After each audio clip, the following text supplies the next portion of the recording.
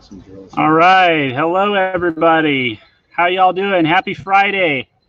As you can tell, it's a nice, beautiful, sunny day outside here.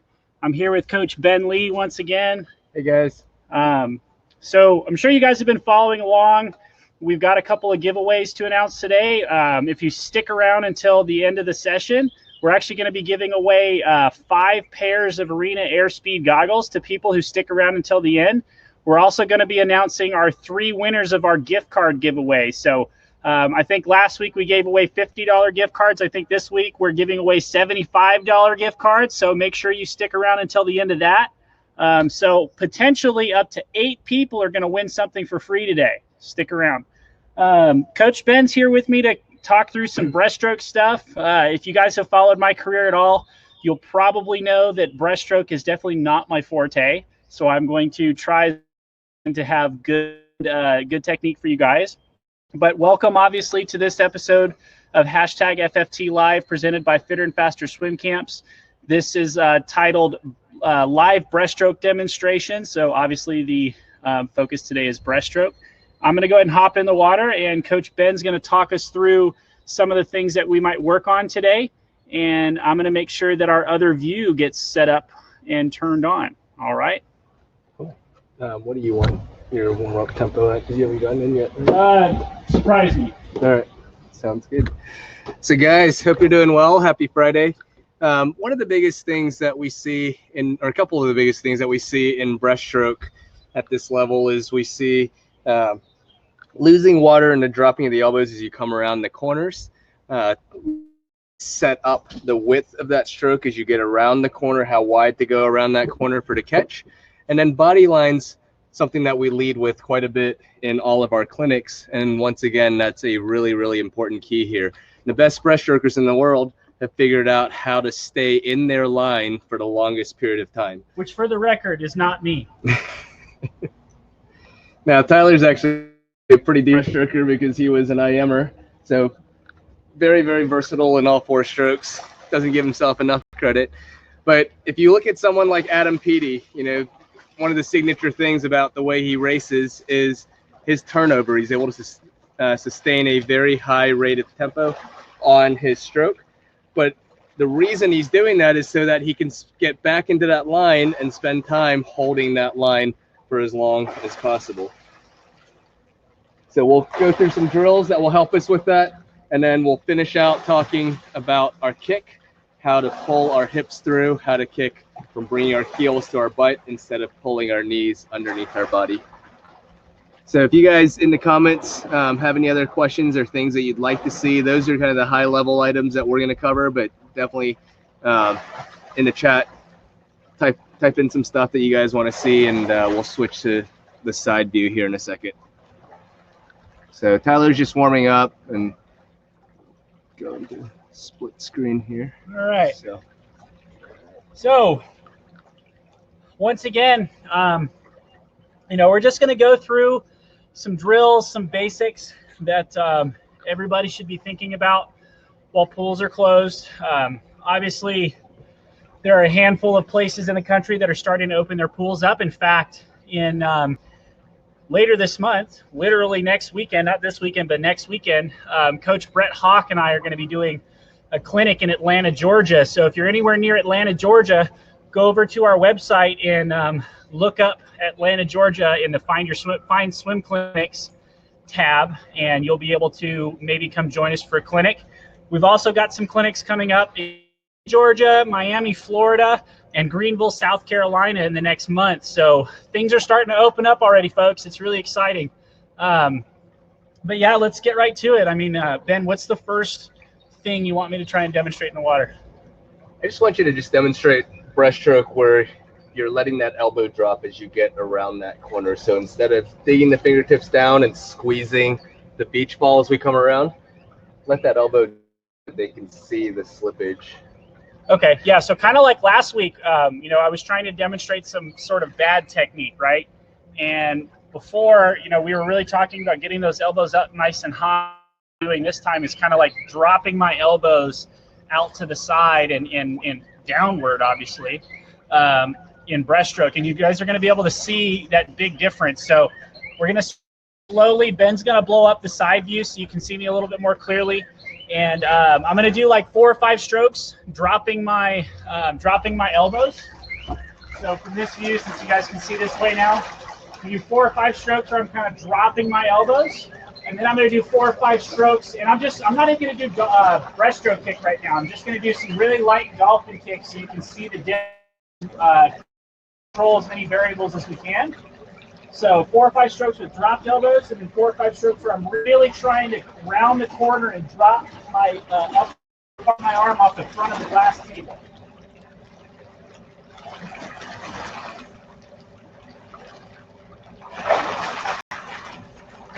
So as you can see, when he drops his elbows actually end up just slightly behind his rib cage and his body. So that means they have to A, travel a farther distance to get out front, but he's also missing water to pull himself up to start lunging forward. Now as he starts to dig in around that corner more, he's able to get forward. And now he's dropping it.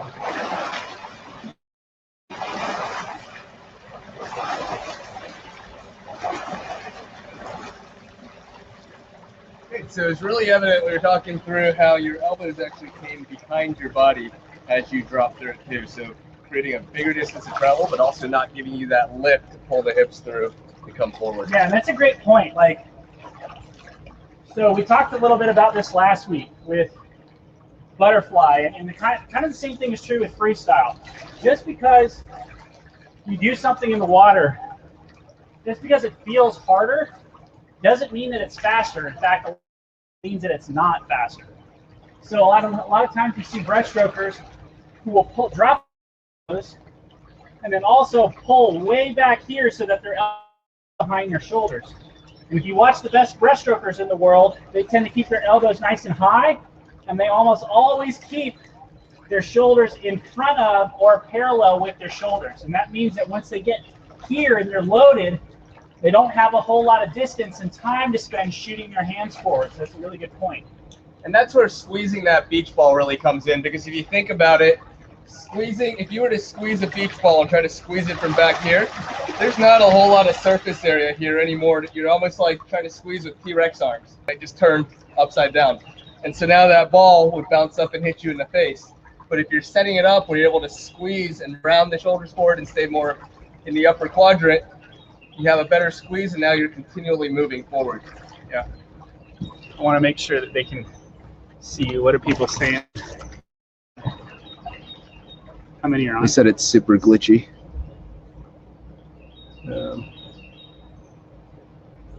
Maybe we should move this computer up there. Okay. Guys, give us a second. We're going to switch our 2 camera views. Yeah, to stay with us, we're going to move the nicer computer upstairs so you can see a little bit more clearly, because I think everybody agrees that the side view is a little bit better. So hold on just a second. You guys get to see me nice and close. Okay. Got it. You guys get to follow along. Walking upstairs. Walking through the door. Okay. All right. Chat, let us know which view is a little bit better for you.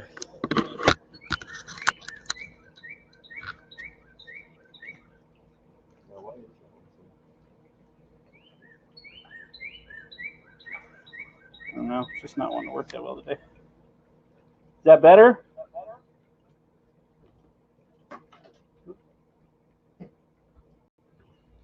Okay, cool. All right, so I'm going to go ahead and eject the other view completely. All right, hopefully that's a little bit better for you guys. Cool. Oh, wow, we got a bunch of people on today. Almost 400. Nice. Okay, cool. So I'm going to go get back down in the water, and Ben's going to come with me. We're going to leave the computer up here, obviously. And the only downside to this is actually maybe still bring... No, we'll just do it. So the side to this, folks, is that... Here, I'll turn the camera around. The only downside to this is that while we're down in the pool, we're not going to be able to see your comments or anything like that. But I promise you that at the end, we're going to come back up here, kind of like we did last week, and we'll answer some questions, and we'll announce the winners and all that kind of stuff. So, yeah, just hang tight, and we're going to go through sort of some of the stuff that we want to talk about, and then we'll come back here and chat with you guys.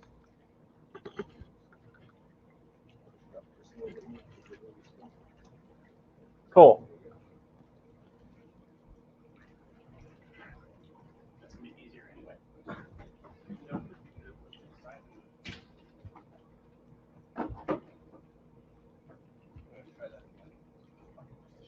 Yeah. So guys, we're going to go through that same demo again. He's going to show where he's getting around that corner, angling the fingertips down versus dropping that elbow and letting that elbow come too far behind the rib cage here.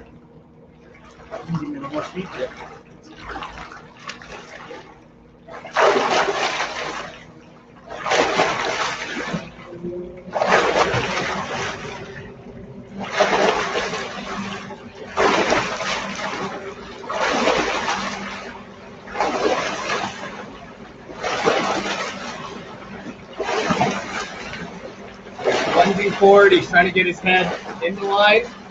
And now he's dropping. And you can see by the distance that his hands are from the bar that he's not generating as much power lift, and he's creating a lot more resistance trying to find his way forward. Yeah, and you should have also seen pretty clearly, you know, obviously I was dropping my elbows, but you should have seen that once I kind of was here and I was trying to push my arms forward, I was catching all sorts of water right here. Whereas if my elbows are high and I'm in this position, it's easier for me to sneak my hands up over the water and I'm not like sort of fighting myself as much as I try to move forward.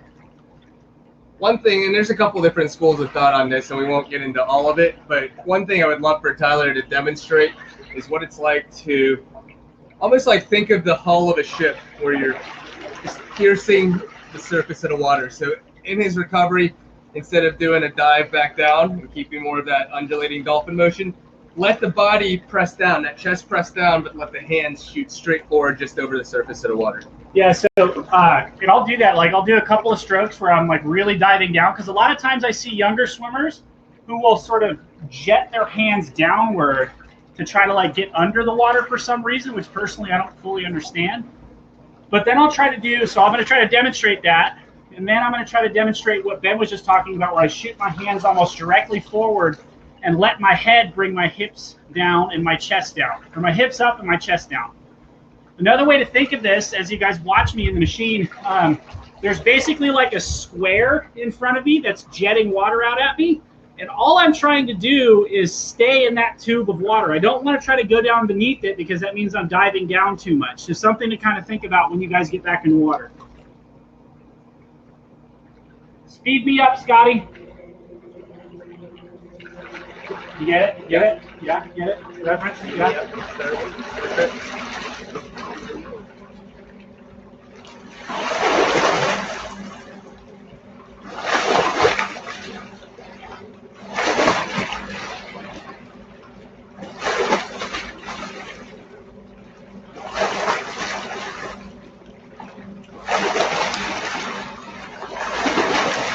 So as he's shooting straight, you can see he's starting to get closer and closer to the bar, but he's also making sure to turn the hands at some point. It really doesn't matter as long, like when you do it, some people turn a little earlier, some people turn it later, but at some point you do want the hands to get back to palms down so you're ready to set up into that next catch, and he did a really nice job showing that. So when I teach younger, or really anybody how to swim or how to recover in the breaststroke, just like Ben was talking about, I try to talk about having the front of your hands kind of like the very front of the hull of a boat. And if you watch, you can see that weight come off either side of my hands. And if I'm really doing a good job of shooting my hands forward, you should see a little bit of water coming off either side of your hands. If you've ever been outside a boat, you've seen that weight going out kind of in an arcing motion on both sides. So another thing that I want to demonstrate a little bit right now is head position and what I call lifting from the neck versus lifting from the back. So a lot of times, especially with younger swimmers, we see swimmers sort of looking forward by breaking at the neck instead of keeping the head relatively straight and relaxed and trying to lift from the lower back. So instead of lifting from the neck like this, I try to tell people to lift as if they were trying to pick up their whole upper body from their lower back and keep the neck relatively straight. And kind of like we've talked about a couple of times, we're trying to imagine that somebody's got a little bit of the hair on the top of our head, and they're constantly trying to pull us in the direction that we want to go. So I'm going to show you a couple of strokes where I'm sort of flopping my neck around as I'm breathing, and you should see really clearly that when I do that, my hips drop quite a lot. And then when I'm doing it sort of more properly, or as proper as I can do it, I hope Bob Bowman's not watching this because he used to make fun of my breaststroke. You should see that when I'm breathing more properly, my hips should stay up a little bit higher on the surface. And then after that, we'll take you guys into a few drills that can help you with understanding that movement. I'm doing capless because this thing wants to fall off, and honestly, it's kind of hot. All right.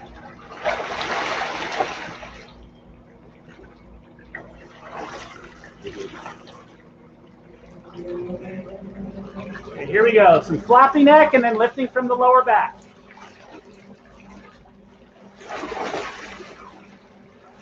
Now, one thing to pay attention to, if you use this frame where I'm standing as a point of reference, notice how his head pretty much and chest just goes straight up and down. There's no forward travel. Now, as he starts to lunge, notice how he sets up in the same place, but now he's shooting forward out of that frame of reference.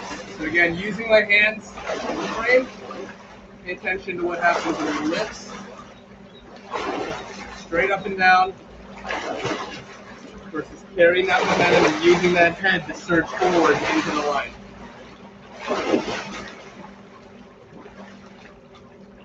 Awesome. So I showed them with my hands just a frame of reference where we were just traveling vertically up and down, just up and then dropping straight down versus surging past it. Yeah, and kind of the another way to think of it is if I'm lifting from my lower back to get my breath, when it's time for me to shoot forward, since my body's in so much of a better line, it's almost like I'm kicking my body downhill and into the water, as opposed to having just my head being up and the rest of my chest already dragging in the water, if that kind of makes sense. Which is kind of similar to what we talked about with butterfly or even backstroke, like kicking from the knees. You know, when you're down at this angle, you're creating a lot of resistance. And when you set up with your head position like that, your body starts to drop pretty low in the water. Like, for example, kind of what he's getting at is like, you can see the big wall of water that's having to move around me as I stand here like this. And in fact, it takes quite a lot of force for me to stand here. So the more vertical I am, the more drag that I have on my body. I know it's a really simple thing that you guys have probably heard a million times, right? But just constantly thinking about that and being able to use this machine to see it is really helpful. So go, like, speed it up just a little bit more. So it's, it should be very obvious that it's kind of tough for me to stand here like this, and you can see all the water having to go around me. So if I can avoid that just a little bit, I mean, you can see how much easier it is for me to stand here like this now. And the same amount of my body still in the water, I'm just stacking my hips behind my shoulders so that only the very tops of my shoulders and maybe the very top part of my chest is actually causing a little bit of drag. What drills do you have that we can work on that some people might be able to do in front of a mirror to start getting an idea of how the drills are done from home? Because again, obviously most people don't have the ability to get in the pool quite yet, but you do have a mirror at home. I'm willing to bet that you do. Yeah, so what we'll do here in the water is a head lead body dolphin, but you can very easily stand vertically in front of a mirror and practice this same motion. And what you're trying to do here, it's not a kick-driven drill. So you're pressing the shoulders forward and the hips back, and then pressing back, and the head's only moving when the body's moving. So it's not a separated motion of lifting the chin and then tucking that head. So it's very slow, just undulating, stay really narrow. Have you ever seen like a chicken pecking at like food in the ground? Yeah. You want that mouth just kind of barely surfing the surface of the water. So full breaststroke, dolphin kick? No, just arms at the sides. Okay.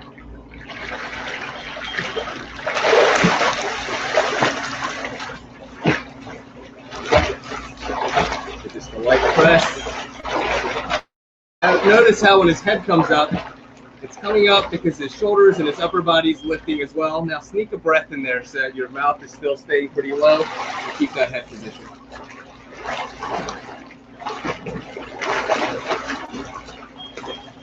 So you can see how his hips are driving the movement out of the water, not because he's breaking that line in his neck.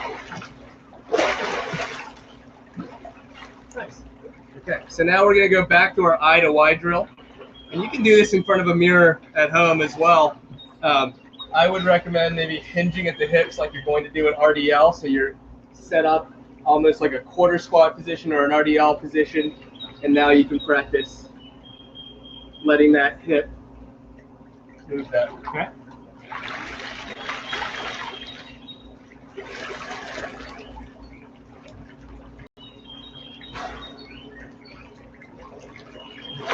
It's a very slow, patient drill here. Notice how wide he's getting into the corners. So he's setting up around the corner so you can get ready to move, hold that water and dig the fingertips down.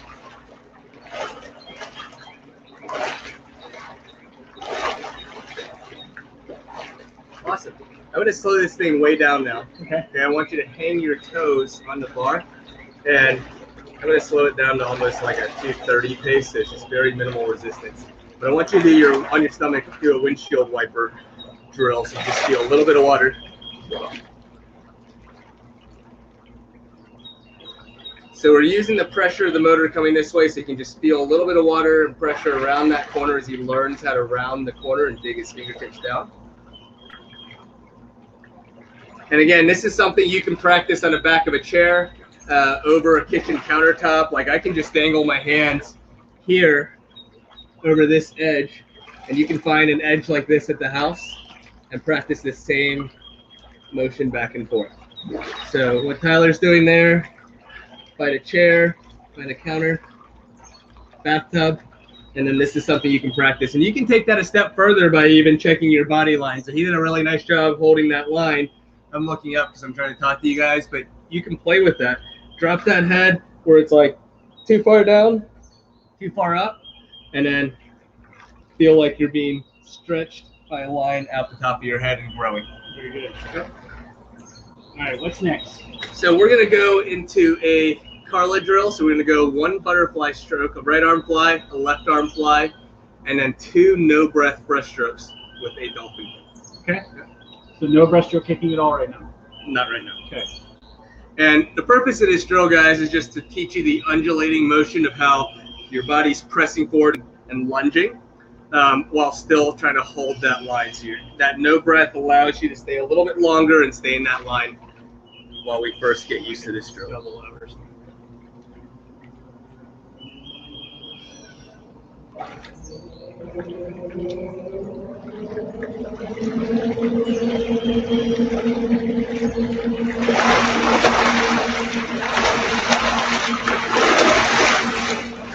Matching that line, he's sneaking that breath. Shooting, turning the hands over, getting around the corner. He's using the butterfly strokes to learn how to move his hips, how to press his shoulders down. Awesome. How'd that feel? Good. So can you describe... faster than I thought it was going to. Can you describe to them what you were experiencing as that butterfly stroke taught you that undulation to help you with your lunge forward when you did your no breath strokes? Yeah, so really, like on breaststroke, what I find, and I struggled with this too, is I find a lot of times we're always hindered by our hips being really, really low. And what the butterfly strokes before the breaststroke strokes taught me was that by trying to keep my hips up nice and high, it was a lot easier for me to sort of jet over and forward. Somebody used to call it going over the falls. So a lot of swimmers think that they're just going to pop up for a breath, go underwater, and then kind of shoot forward. The best breaststrokers in the world just barely get up over the water to get a breath, and then they're able to shoot over the falls and ride a downward line into their streamline before they go into their next cycle. Yeah, for those of you that surf, it's almost like that feeling of when your fins are right over the backside of that wave and you've caught that perfect wave and you're about to drop in and you feel that little push coming up behind you. Exactly. Okay, what's next? So let's talk about the kick a little bit. Yeah, let's talk about the kick. I want you just to hold the bar and slow it down a little bit. And I want you to draw your knees under your body. So back still stays relatively flat or as flat as it can be, but draw your knees under your body for your kick. And actually kick breaststroke here. Okay. And guys, what I want you guys to pay attention to on camera is what's happening up here. He's going to have a light push here at the bar while his knees are being drawn under his body. Now I want you to bring your heels to your butt and use the same amount of force though in your kick. And pay attention to how much more he surges forward. You see how that bar suddenly gets a pop? He has to really kind of almost hold himself back. He's not kicking any harder, but he's creating less drag and he's actually setting up his feet so that they can really turn out and push the water behind him. Whereas when his knees were underneath his body, now he's just driving that water almost at like a downward. And you're trying to kick, with this whole surface of your foot. So I don't have that great of ankle flexibility, but the best breaststrokers in the world can actually get their big toes pointed at a 90-degree angle to their body, and they can kick that whole surface of their foot backwards and then rotate back in to finish their kick. And that's kind of what I was trying to get at. But a lot of swimmers bring their knees into their chest, and that creates, just like we were talking about earlier when I was standing in the middle of the pool, it creates a really vertical surface, and this slows you down. Whereas if you can bring your heels to your butt and keep this line kind of more at a 45-degree angle instead of a 90-degree angle, the water's going to slide past you more as opposed to piling up in front of your knees. You're just staying more in that shallow, undulating position instead of having peaks and valleys. Yeah, great explanation there. And just to clarify, guys, like we've talked a lot about drag here. Drag isn't a dirty word. Like there are times in swimming where you absolutely want drag. When you're holding water to get around that, you're anchoring that freestyle pull. You want to maximize the amount of drag that you have. But there are other times where you're trying to minimize it so that you can glide effortlessly through the water and enjoy the movement that you have created this way. One of my coaches from a long time ago, his name's John, or not that long ago, his name's John Urbanchek. And he used to tell me way back when, when I was doing breaststroke a certain way, he said, Tyler, you're not trying to beat the living crap out of the water. You're trying to dance with it. It's more of a dance. So the best swimmers in the world, really any stroke, if you watch them, especially guys like Caleb Dressel, Katie Ledecky, Michael Phelps, any one of those big name swimmers, a lot of times I hear younger swimmers say, oh, they make it look so easy. If you watch a really high level dancer, they make really difficult dances look easy because they know when to apply force and when to sort of give into force, right? And it's the same thing with swimming. You have to learn when to maximize drag when you're pulling on freestyle and when to minimize drag as you're moving through the water and sort of gliding. It's the same thing with breaststroke. You're trying to maximize drag here and then minimize the drag back here. With your kick, you're trying to maximize the drag only on the backs of your feet where you want it, and you're trying to minimize it on your legs and hips as you're setting up the kick. But as you kick backwards, you're still maximizing drag, and then right here at the end, you're trying to minimize it so you can actually make use of the work that you just did while you were kicking and pulling. Yeah, and I know we'll only see this later, but comment in chat if you've ever had a coach tell you bring your heels to your butt quickly for your breaststroke kick. And that's kind of the same principle there. You're trying to minimize the amount of drag when you get your feet up, set it up as quickly as possible so that then when it's time to maximize that drag, now you're ready to fire. So let's do like a 3-2-1 drill where I do 3 kicks, 1 pull, 2 kicks, 1 pull, 1 kick, 1 pull. In the first round of that, I'm going to do that bringing my knees up to my chest, like doing it incorrectly. And you should see me really struggling to stay close to the front of the machine. And then I'm going to do another round where I'm trying to bring my heels to my butt and press my hips forward to keep this whole surface just a little bit more parallel to the bottom of the pool as opposed to really vertical. And you should see that it's much easier for me to shoot forward and stay close to the front of the machine. Let's see that.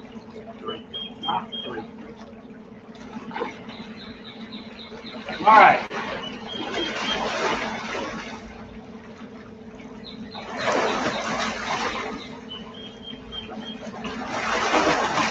So you see how low his hips are sitting.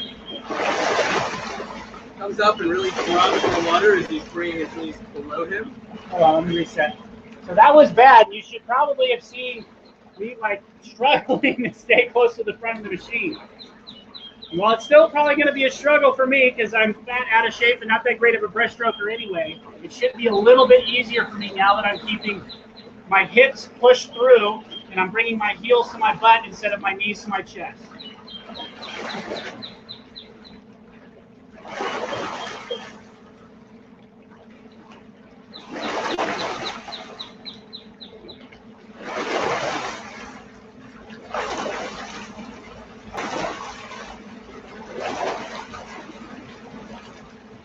Okay, so I want to get to a point where we can answer some of y'all's questions, and I know that a bunch of you guys are waiting around really patiently to see who's won their pair of Arena Airspeed goggles and a $75 gift card to Fitter and Faster. Last 3 weeks, what we've done to finish up is we've cranked this machine up to as fast as it can go and see what it looks like when I swim at that speed. The machine can go to a 51-second, 100-yard pace. I don't think I've ever gone that fast in breaststroke, so we're going to see if I'm able to keep up with the machine or if I get slammed up against the back here. Either way, it should be rather entertaining. So I want to see you do one thing just a little, or two things just a little differently. Okay. Sit in that corner just a hair longer, and then when you come forward, really let that head get pulled forward, like surge forward with that head, so you're getting into your line a little faster. And I'm pulling out all the stops. I'm going the cap back on. Right. Taking any handicap you get. Sit out at the corner a little longer and then extend. Yeah, sit at the corner just a hair longer, but once you fire, move, get the heels up, and get right then up.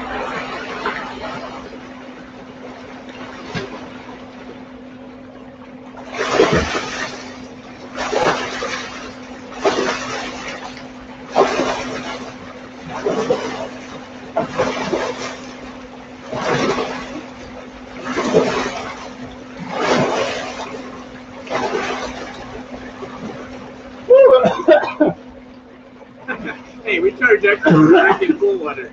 Oh, gonna die. Oh, okay. That was a lot more aggressive through there. If you feel how that helped you get into that. Yeah, for sure. We'll call the ambulance. My heart rate's going about 200 miles an hour. I'm gonna get out. We're gonna go back around the other side of the camera, answer some questions, and announce our winners. All right, we'll be right there. Hey, I didn't clothesline myself this time. I've been doing that all day. Whew. Actually looks like a breaststroke. That's shocking. What's up, guys? All right. Okay. All righty. So, all right, folks. Now's your chance to. Man, I'm out of breath. Now's your chance to ask us any other questions that you guys might have. He said, "Give me my money." Give me my money. Yeah, ask us any questions you guys have. While we're waiting for those questions to come through, go over to fitterandfaster.com/live. We have all of next week's shows already up there. We actually have a really cool show coming up this Sunday at 4 p.m. Eastern, where we have the whole 1996 USA relay that won the Olympic gold medal and actually set the world record. It was really awesome. All four of those guys are going to be on. You guys probably know a guy named Gary Hall Jr. He's going to be on with us. And we have a whole lot of other really great shows. Again, that's fitterandfaster.com/live. I'm also going to put up something on your screen right now. That's it's a link to an app that Fitter Faster has. We actually have an app called Swim Videos on Demand, and there are a lot of really good drills and videos with explanations on there that have Evan Wilson, don't do that anymore. I'm going to ban you. Actually, why don't I just mute him?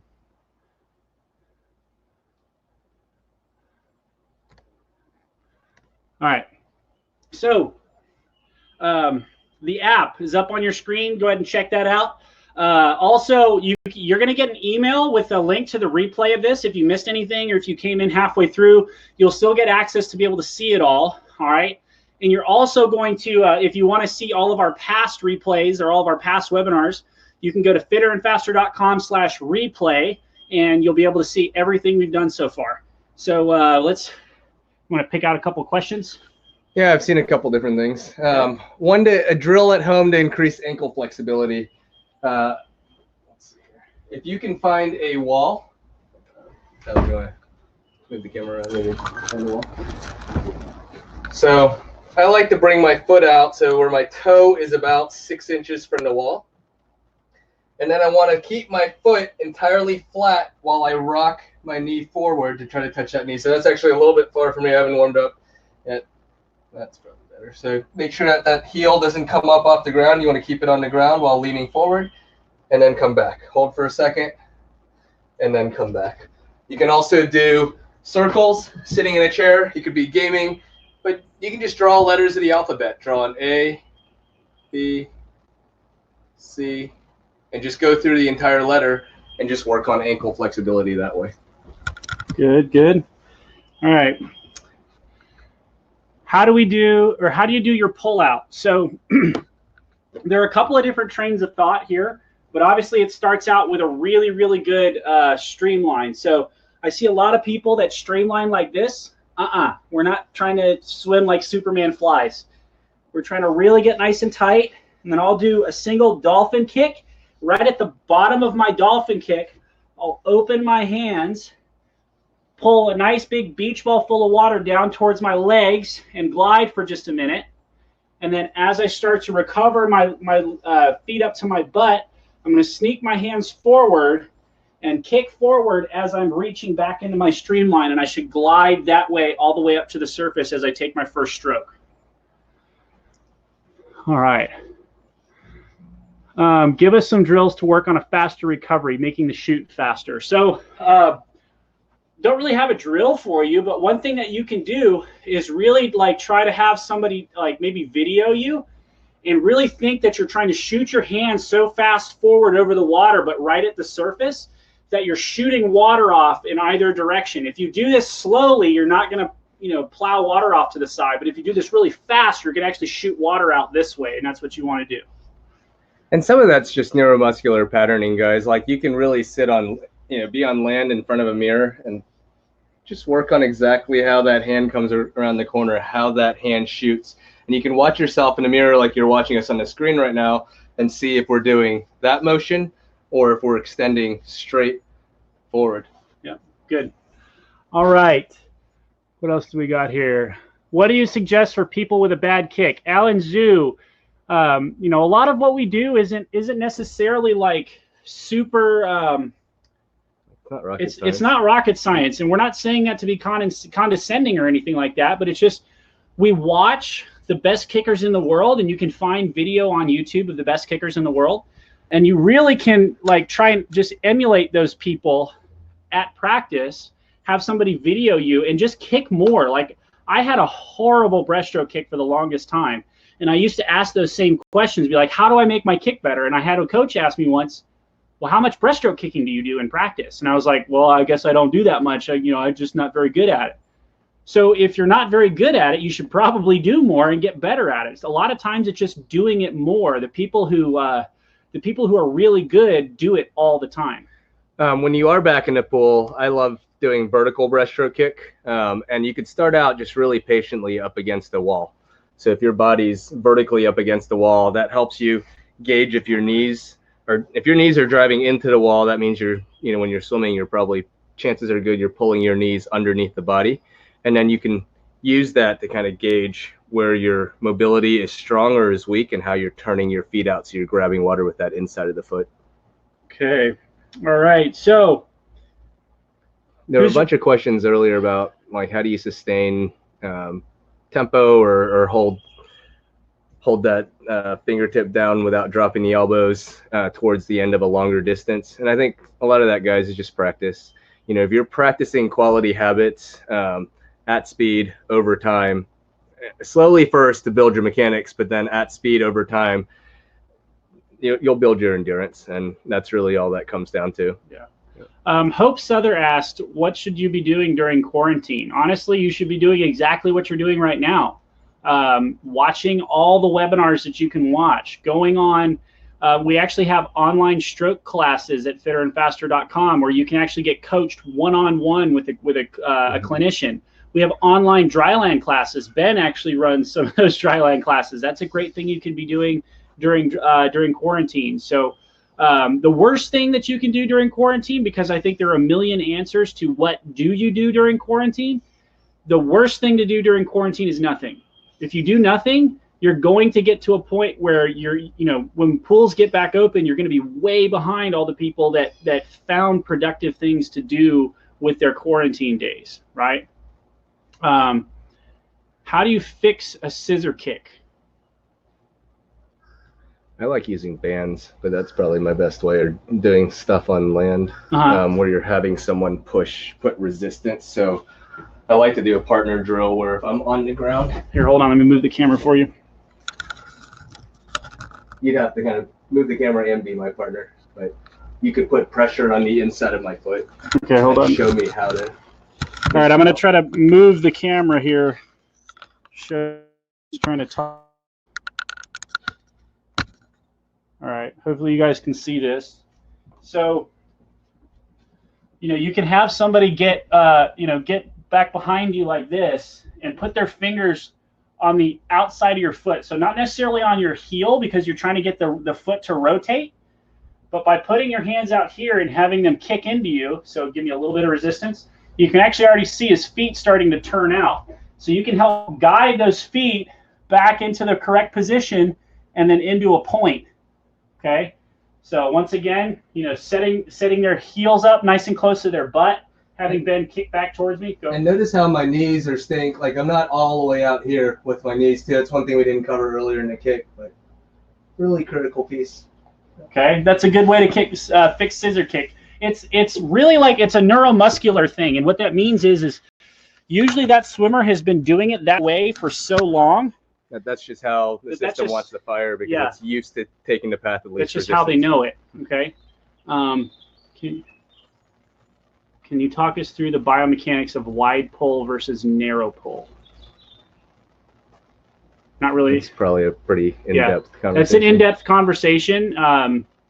Actually, if you want, we have some pretty high-level breaststrokers. We have a really good breaststroker. Her name's Annie Laser. She has online breaststroke classes, and I would really suggest that you check out those breaststroke classes because she'll be able to answer that question a heck of a lot better than we will.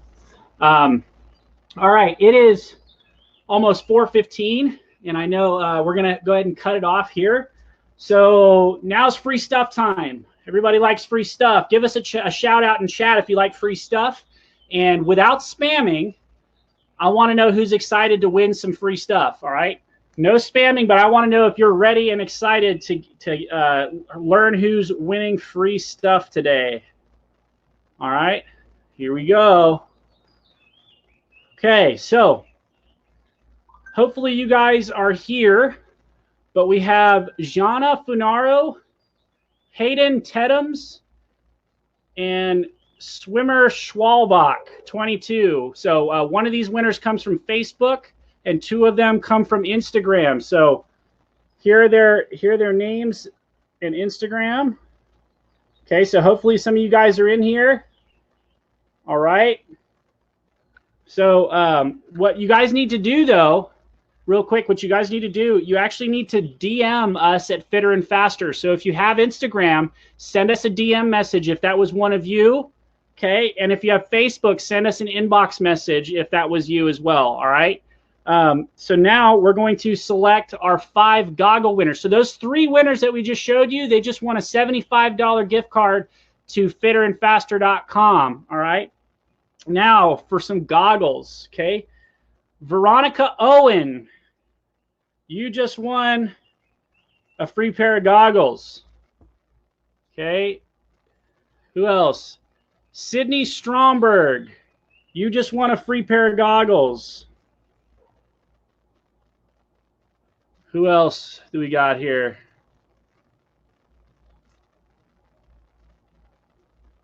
Gilbert Chan. You just won some free goggles. All right. Holy, you guys are freaking out. All right, Sarah Rotariu.